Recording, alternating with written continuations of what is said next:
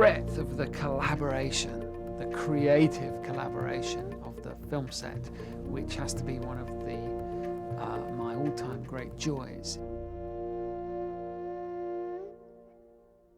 The most important creative partner pre-production was the production designer, and it's with the production designer that I really hammered out the way the film would look.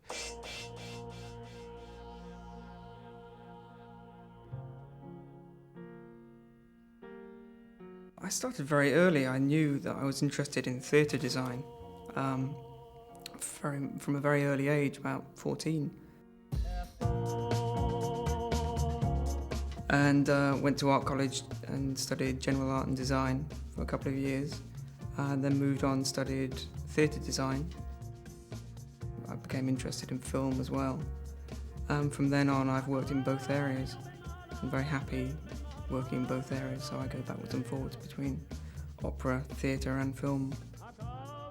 To work as a production designer, really, it's an amalgamation of all the arts in together, you know, drama, painting, sculpture, three-dimensional design, you name it.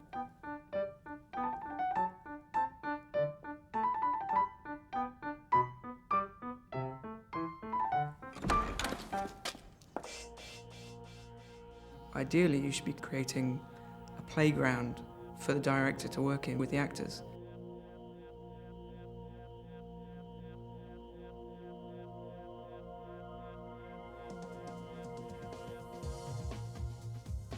Designing specific ideas and environments to suit each piece of drama or each scene.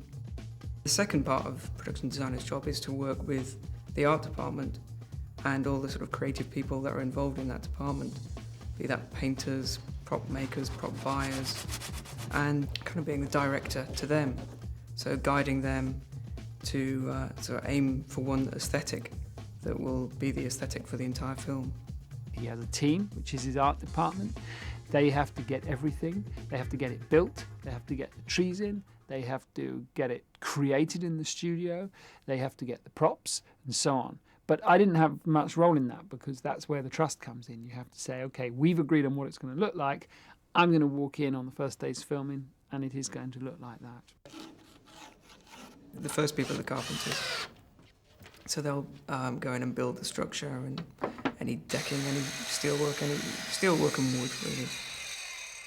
After then is the painters, and that's a process I have to be very involved with.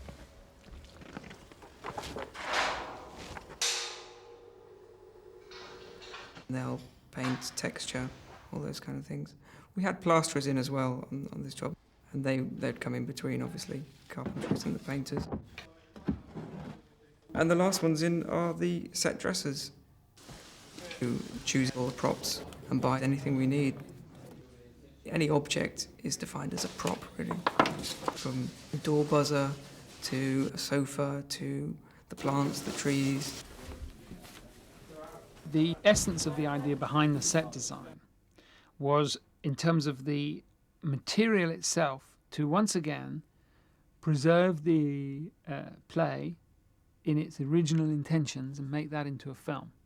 After we'd talked vague ideas of modernism and the kind of worlds we'd be interested in, I dug out half my bookcase of books and we just threw them around the room and said, oh, how about this architect, how about this painter, how about this? And that would just spark off ideas. We'd talk about why one painter may be not interesting or another one would. It's such an organic process that you kind of need things to just help spark conversations, really. If Orsino's is a place of light, Olivia's is a place of total darkness.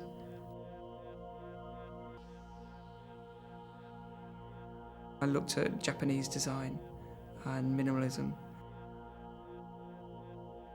We looked at some reference from the Forbidden City in Beijing, sort of beautiful red terracotta walls. It had ideas of never-ending. So the storage of things that didn't want to be seen, ideas that didn't want to be looked at, seen through mesh, going on ideally forever. I think the main role of a production designer is to make sure his relationship with the director is probably the strongest thing. making sure you can give him what he needs to work in, and firing ideas. That relationship is the kind of fundamental beginning and end of a production designer's work.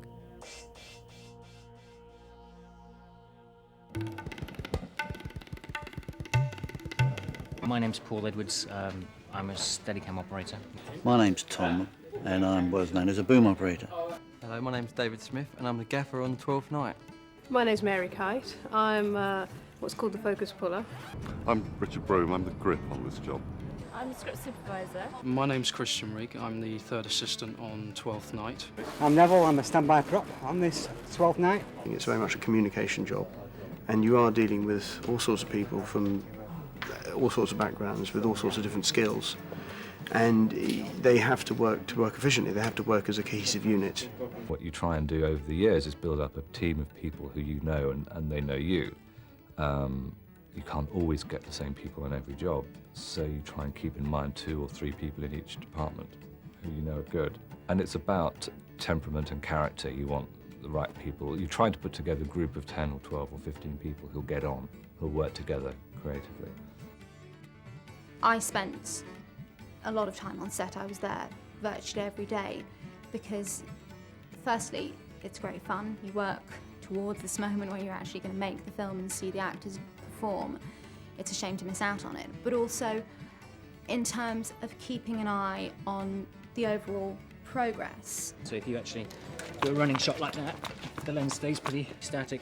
You learn the dialogue. I mean, you need to know what the people are going to say because you have to point the microphone at the person who speaks. I'm in charge of all the lighting. I work closely with the DOP. Gavin will decide the look and the feel of whatever scene we're doing, and basically we work together and just recreate it. And go up steps. Essentially the job is pulling focus, keeping the image sharp and in focus. But it entails general assistance to the director of photography and working as part of a team. A lot of people ask me what a grip is. It's to do with mounting and moving the camera. The moving shots that are necessary in a film. The camera is isolated from your body. My job is to keep track of continuity of action and dialogue and to assist the director. I'll go through the dialogue with you when you're inside. The most important part of the job is communication, without a doubt, and being organised and prepared to do fairly long hours.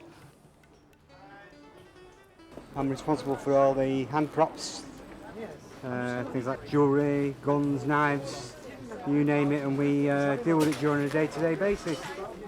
I think that the culture of a film set is quite the most remarkable working environment that I've ever been in, and quite the most joyous in terms of all those different skills being channeled to one point of shared creative aim.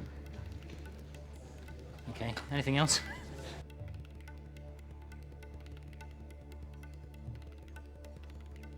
I was at college, I did a degree in fashion, and I've always been a kind of arty-farty person, I think.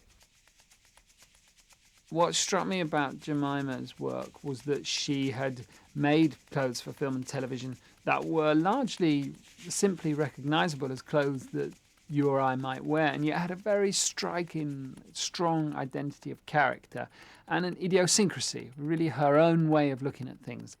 I had lots of ideas beforehand, having read the play rather than the script, and knowing that it was going to be in modern day. I basically had 3 different ideas how it could be done.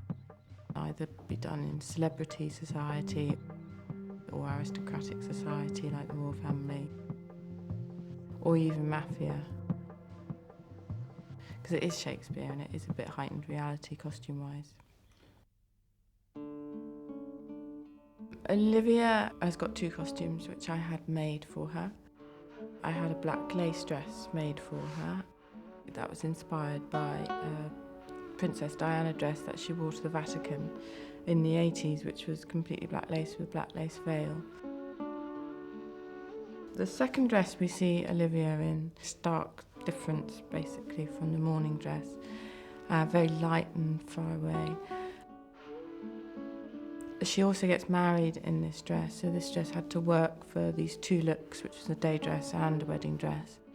What I thought Jemima did so well is that while it is modern dress, there's something not of this era about it. So there's something slightly of another time about it. So the clothes were modern and not modern at the same time. Tim, from the very outset, had very strong ideas about the twins being in linen suits of some kind. They have to look the same because people think they are the same. Viola has to become a man, so the first thing to do is to think what would she look best in and then make sure he looks good in it too. Viola has an original photograph of her and her brother in Messaline where he is dressed in this suit, and when she makes herself look identical to her twin in terms of the way she dresses and the way she's cut her hair.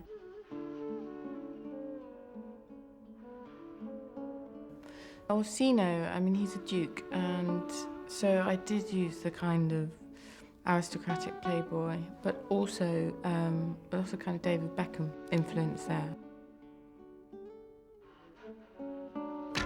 Basically somebody who loves clothes, loves to look beautiful. He's very romantic, he's desperately in love with Olivia. It's his style, it's his thing, and he's very, very properly dressed, but with his own twist. But when I came alas to wife, by swaggering could I never thrive. But when I came unto my bed,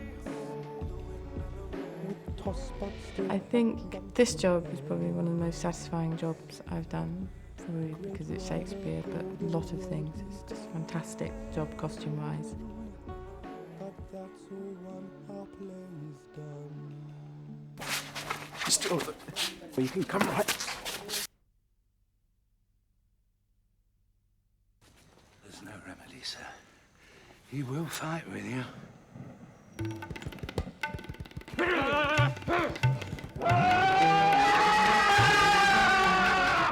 There was a lot of guns and weapons needed in this because there's a big sequence of fights.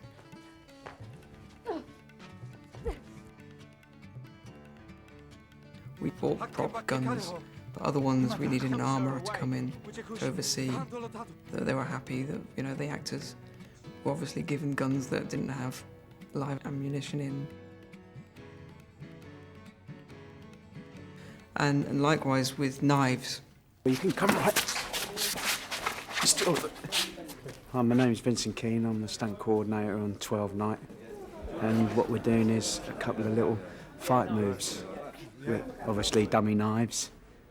Everyone does fighting differently. What I look for is speed, because if we do it slow like that, you'll see that it's a rubber knife. But if we do it quick, you can't see. And what I'm doing is I'm selling it with my body, so you can be this far and it's still, or you can come right close, so you just see that. And sometimes, if it's rubber, it shakes, but if it's quick, you can't see. You can't see if it's real or not. How's that?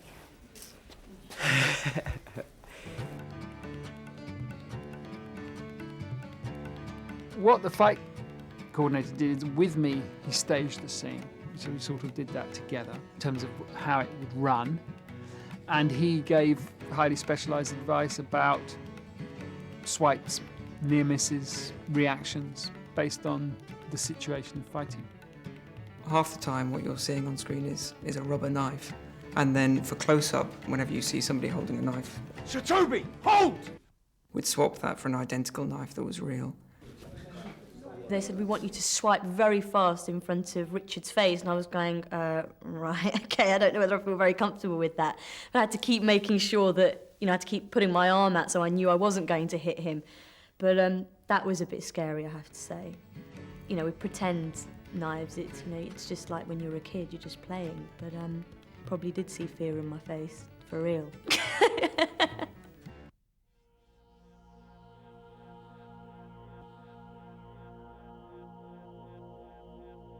You don't need technical skills to start off in the job. You pick those up as you go along. It can appear to be very technical, but only in as much as that you need to know what all the tools do, just as a painter would need to know the difference between a palette knife and a brush. He needs to know how the metal of a palette knife bends as opposed to how the fibres of a brush bend, and similarly a cameraman would need to know how a particular light looks against another, or a particular stock or camera look against another. And you get that through experience. You can read a couple of books, but ultimately the only way of learning is to do it. Going to see the light in different countries is absolutely vital. And it really is different. You go to California, it's different from New York, which is different from Iceland, and that's different from Australia. I think directors of photography have got very varied backgrounds, but you need to have an eye for composition. I would say the production designer provides you with the clothes for the story, physical clothes for the story. The actors actually personify the story. Gavin frames the story and gives it its look. What I'm trying to do is tell a story. Really, in a nutshell, my job is to take the director's vision and understand it and put it onto film. And that includes both the lighting and the composition, and also how the film is broken down into individual shots within a scene.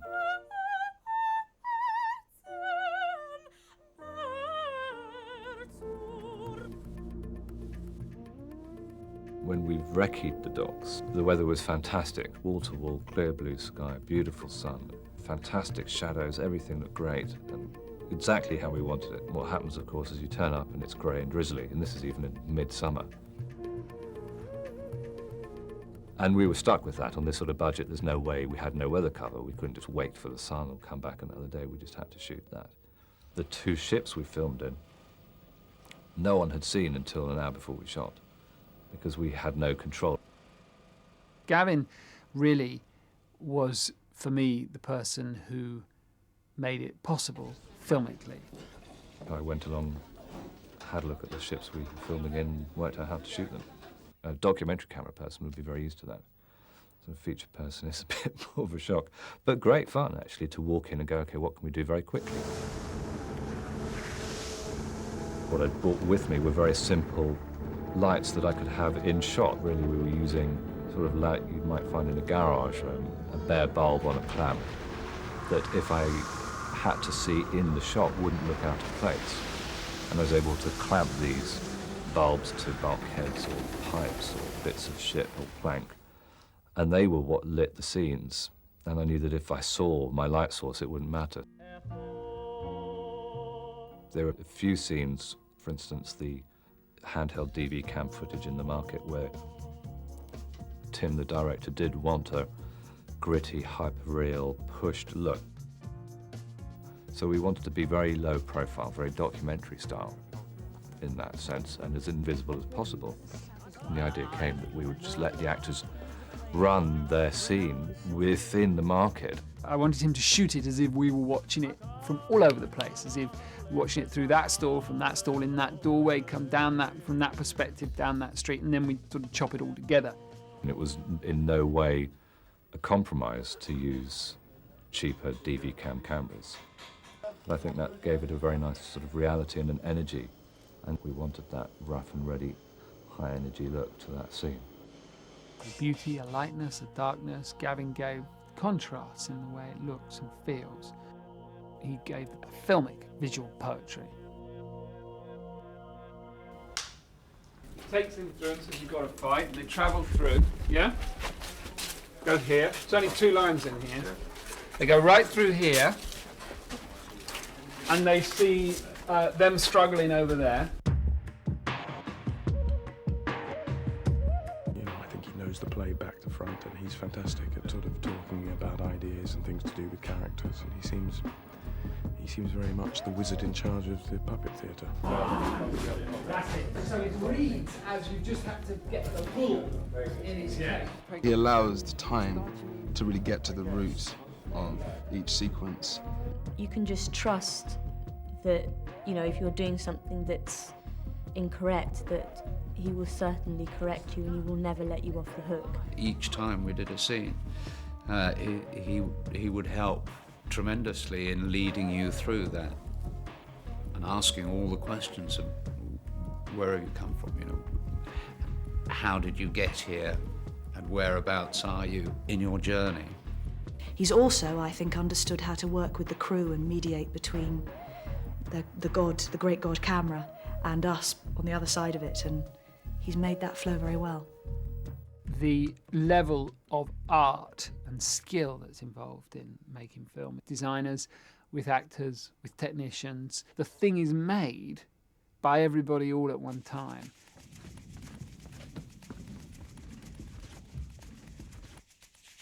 What we tried to achieve in that scene was to make it extremely dynamic and action-packed in quite a dark, fierce way. The fact that he's terrified makes him slightly terrifying because you don't know what he's going to do. We had a lot of discussion about this, and in the end, the director decided, and I think correctly, that the duel does have to have an edge of danger about it.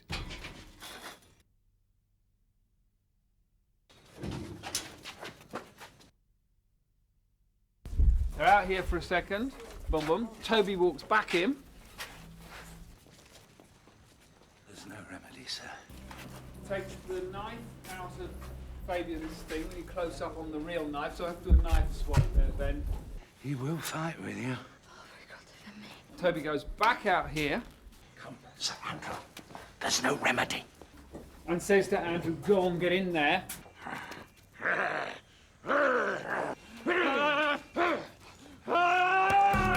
And then that's the first fight, yeah? Ultimately, the director has to decide on his or her vision, something that's going to enchant an audience. So the director is key, is, if you like, the essential, the leading figure. Okay, first positions for rehearsal. Nice and quiet everywhere. Action!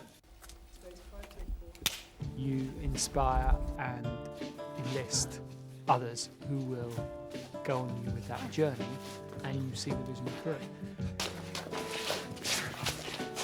If this young gentleman have done offence, I take the fault on me. If you offend him, I for him defy you. You, sir? What are you? One, sir, that for his love dares yet do more than you have heard him brag to you he will.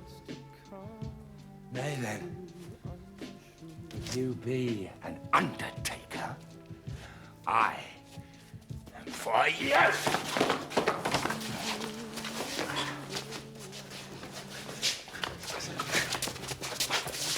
Stupid, hold! Cut. Very good. You're looking for that one moment in time where you get the take, where you feel you've got it.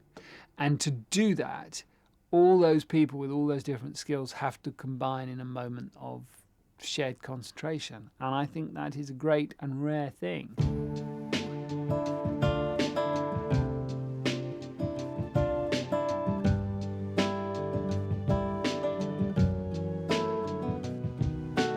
Youth's a stuff will not endure.